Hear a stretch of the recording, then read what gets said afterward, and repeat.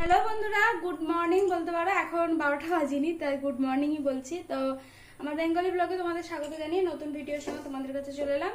আজকে সকাল থেকে প্রচুর কাজ হয়েছে, এটা সেটা অনেক রকমের কাজ হয়েছে। এখন ঘরটর গুছিয়ে আপাতত ঝাঁটপালা দিয়ে এসেছি রান্নাটা করব বলে। বেজে গেছে 11টা 20। এখন ভাত চাপাবো আর করবো আজকে হচ্ছে ছোট ছোট চিংড়ি দিয়েই করবো, চিংড়ি মাছের মালাইকারি। তো সেটার রেসিপি তোমাদের সাথে শেয়ার করবো। আগে চলো ভাতটা চাপাই। প্রেসার কুকারেই ভাত হয়, একটা সিটি পড়লেই ভাত হয়ে যাবে, কোনো অসুবিধা নেই। আর এবার করবো চিংড়ি মাছের মালাইকারি। তার জন্য যা যা উপকরণ নিয়েছি আর কি, সেগুলো সব আগে তোমাদের সঙ্গে শেয়ার করছি। এখানে আলু ভেজেছি, আলুটা নামাই। প্রচুর দেরি হয়ে গেছে, 11:30 বেজে গেছে, কিন্তু ঘরের কাজগুলো তো করতে হবে।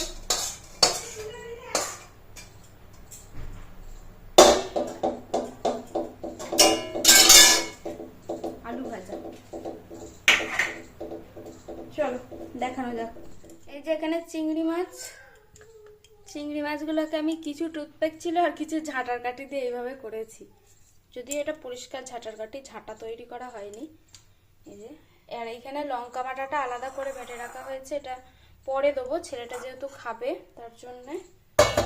আর এইটাতে আছে নারকেল আর কাজু বাদাম পেস্ট।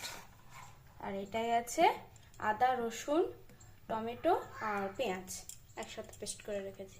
চলো দেখতে থাকো। আর গুঁড়ো মশলা তো সবই লাগবে। এবার রেসিপিটা বলা যাক। প্রথমেই কড়াই আগে তেল দিয়ে নিয়েছিলাম, সর্ষের তেলই এখানে ব্যবহার করেছি আমি। সর্ষের তেলটাকে ভালো করে গরম করে চিংড়ি মাছ নুন হলুদ দিয়ে যে মাখিয়ে রেখেছিলাম সেটাকে ভেজে নিচ্ছি। ভেজে চিংড়ি মাছটা তুলে নেওয়ার পরে এবার দেব তেলে ফোড়ন। ফোড়ানোর জন্য যেগুলো করা হয়েছে সেগুলো হচ্ছে গোটা জিরে, গোটা গরম মশলা, তার সঙ্গে একটু চিনি আর তেজপাতা। গরম মশলা যা যা লাগে সেগুলো তো সমস্তটাই দিয়েছি আমি। এবার আবার ওই তেলেতেই যেটুকু তেল বেঁচেছিল আমি ওতেই দিয়েছি, আর তেল এক্সট্রা করে দিইনি, একটু বেশি তেল দিয়ে দিয়েছিলাম প্রথমেই। তো এবার ভালো করে গরম মশলাটাকে ভেজে নিচ্ছি। গরম মশলা ভালো করে তেলে ভাজা হয়ে যাওয়ার পরে দিয়ে দেবো বাটা মশলাটা। বাটা মশলার জন্য আদা রসুন পেঁয়াজ আর তার সঙ্গে দিয়েছিলাম কাঁচা লঙ্কা, একসাথে পেস্ট করে রেখেছিলাম। এই পেস্টটা সমস্তটাই দিয়ে দিলাম। আরেকটা দিয়েছিলাম এতে টমেটোটাও এর সঙ্গে পেস্ট করে দিয়েছিলাম ভালো করে। এবার এই মশলাটাকে কষাতে হবে। এরপর দেবো এতে গুঁড়ো মশলা। এর মধ্যে আছে লঙ্কার গুঁড়ো, হলুদ গুঁড়ো, জিরের গুঁড়ো, ধনের গুঁড়ো। এই সমস্ত গরম মশলাগুলোকে দিয়ে দিচ্ছি। আর মিট মশলাও দিয়েছিলাম এতে একটু। ভালো করে মশলা দিয়ে এবার এটাকে কষিয়ে নিতে হবে। যতক্ষণ না এটা থেকে তেল ছাড়ছে ততক্ষণ পর্যন্ত মশলাটাকে ভালো করে কষাতে হবে। যেহেতু পেঁয়াজটা বেটে দিয়েছিলাম তাই পেঁয়াজের জল হয়ে গেছে, তাই অনেকক্ষণ ধরেই আমাকে এটা কষাতে হয়েছিল। কষিয়ে মশলা একদম কষে গেলে তবে দেবো হচ্ছে ওই নারকেল আর কাজু বাদাম যেটাকে বেটে রেখে দিয়েছিলাম, সেই বাটাটা দেবো। ভালো করে কষানো হয়ে গেছে, তেলও ছেড়ে এসেছে, তোমরা বুঝতেই পারছো।